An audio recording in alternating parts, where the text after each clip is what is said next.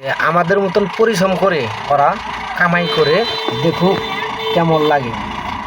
গাড়ির কাগজপাতি করা যাই হোক, মানুষ ক্ষেত্রেই ভুল হতে পারে, তাই মানুষ ভুল করতে পারে। সেটা ভুল হলে সেটা পুলিশ প্রশাসনটা কী করবে, সেটা তারাই তার বিপদ থেকে রক্ষা করবে এবং তারা তাকে সহযোগিতা করবে।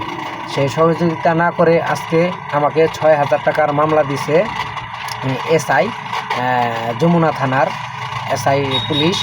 সে আমার মামলা দিছে, হয়তো সে নতুন এসআই বুঝতে পারে না, কারণ আমাকে সারা বিশ্বের মানুষ, আমি যতটুকু জানি যে আমাকে চিনে এবং সবাই জানে আমি কোন ধরনের মানুষ।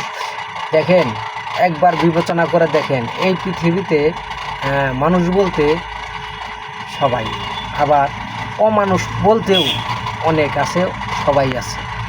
তাই আমি বলবো, মানুষ ভালো হোক, ভালো হওয়ার সুযোগ করে দেন। আমি বাংলাদেশের সরকারকে অনুরোধ করে বলতেছি এবং অনুরোধ করেই আমি কিছু মনে আসলেই অনেক কষ্ট নিয়ে কথাগুলো বলতেছি। তো সে পুলিশেতে আমাকে মামলা দিল, এসআই যে ৬,০০০ টাকার মামলা দিল, যে আমার রুট বাদে আমি তো আসলে আরেক রুটে যাব।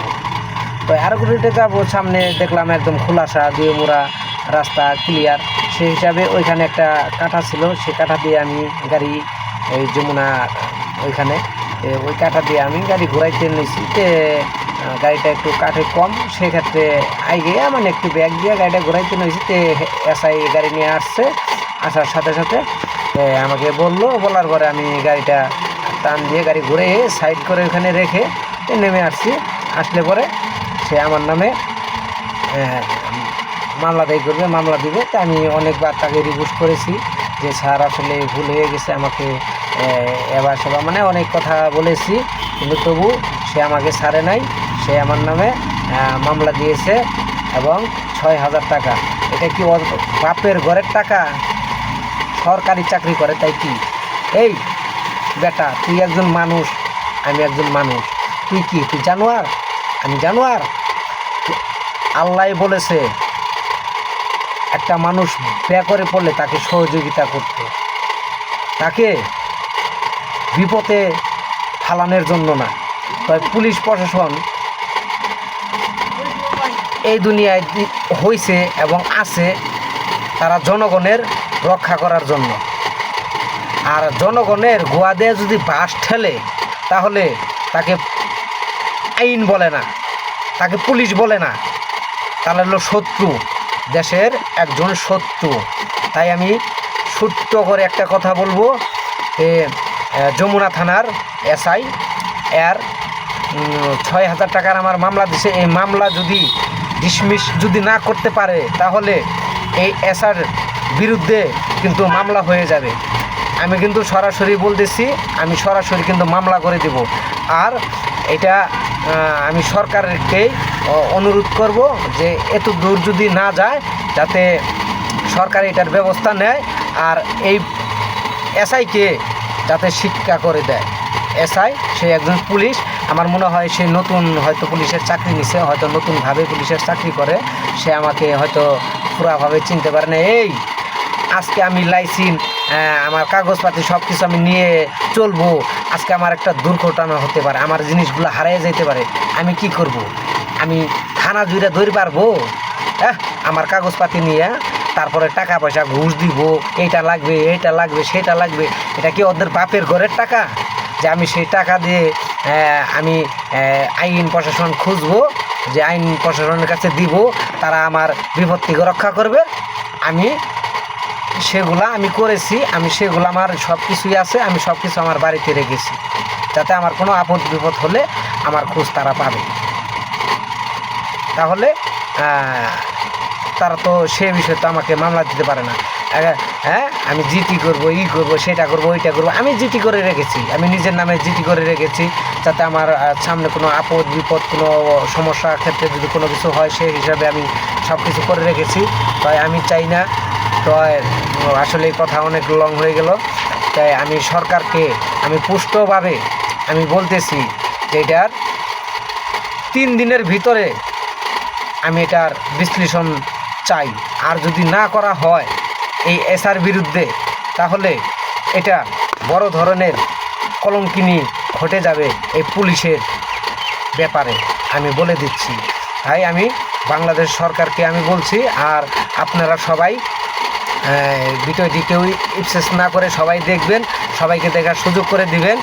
আর এই ভিডিওটি যাতে সরকারের যাতে দেখতে পারে এবং বুঝতে পারে আমি একজন আলো বান্দা, আমি আল্লাহকে নিয়েই থাকি, আমি আল্লাহকে বেশি বিশ্বাস করি। কারণ আমি চুর বদমাইশ টাকা তা না, আমি একজন মানুষ, আল্লাহ দুনিয়ায় পাঠিয়েছে, আবার এই দুনিয়া ছেড়ে চলে যেতে হবে। তাই আমি বলবো সবাইকেই, আমি একটু রিকোয়েস্ট করব যে সবাই দেখেন, ভাই বোন মা বাপ সবার আছে, দেখেন চলে গেলে কারো কিছু নাই, কিছু থাকে না। তাই পুলিশ প্রশাসন যত যাই থাক, আল্লাহর বিরুদ্ধে কেউ কিছু করতে পারবে না। এই আল্লাহ যদি আজকে তোমাকে নিয়ে যায়, তাহলে সেটা মৃত্যু কি ফিরাতে পারবে? ফিরাই দেখাও তো দেখি তোমার মৃত্যু, যে আমি মৃত্যু ফিরাইছি। আল্লাহ যদি না দিতে পারে মৃত্যু, যদি আল্লাহ যদি না ঠেকায়, তাহলে ঠেকানোর ক্ষমতা কারণ নাই। তাই আমি বলছি যে আইন প্রশাসন যা কিছু করবেন খুব ভেবে চিন্তে করবেন, যাতে কোনো জনগণের কোনো ক্ষতি দুর্ভোগ না পোহাতে হয়। আর যদি তা যদি পোহাতে হয়, তাহলে জনগণ যদি একবার খেপে, তাহলে পুলিশ প্রশাসন এগুলা কিন্তু কিছুই না, হাতের ময়লা।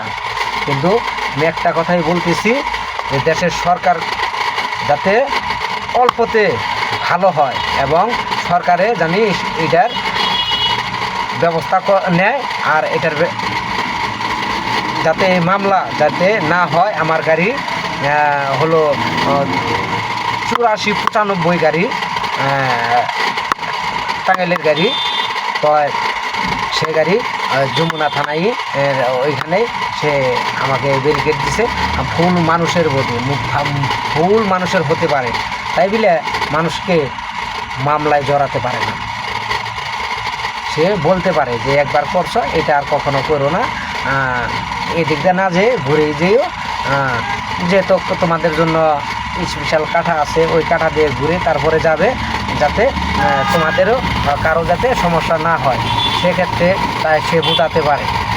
তা সে যদি না বুঝে, তাহলে তার বিরুদ্ধে সে একটা কিছু নিতে পারে, তা তো না।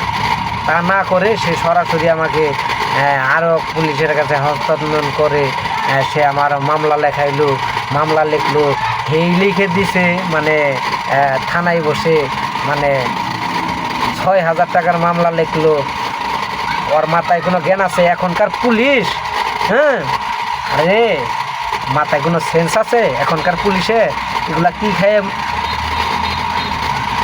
কি খেয়ে লেখাপড়া করছে?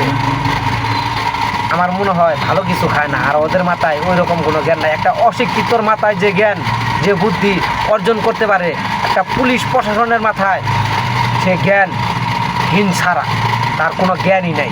তাই আমি বলবো সরকারকে, আমি অনুরোধ করে বলতেছি এটার একটা ব্যবস্থা করুক, যাতে কোনো পুলিশ প্রশাসন এরকম যাতে কোনো হস্তান্তর যাতে না করতে পারে কোনো গাড়ির ড্রাইভার সাথে। যদি করে, তাহলে যদি জনগণ যদি একবার খেপে, তাহলে কিন্তু বাংলাদেশ কিন্তু পুলিশ প্রশাসন মাটি করে ফেলবে। তাই আমি বলতেছি এগুলো শুধরা আবার সুযোগ করে দেন পুলিশদের, এগুলা জানি শুধরায়। আর যদি ভালো যদি না হয়, তাহলে তাদের চাকরির থেকে একদম ক্যান্সেল। আর এই যমুনা থানার এসআই একে আমি জানি আর কোনো দিন দেখি না ও এই চাকরিতে আছে।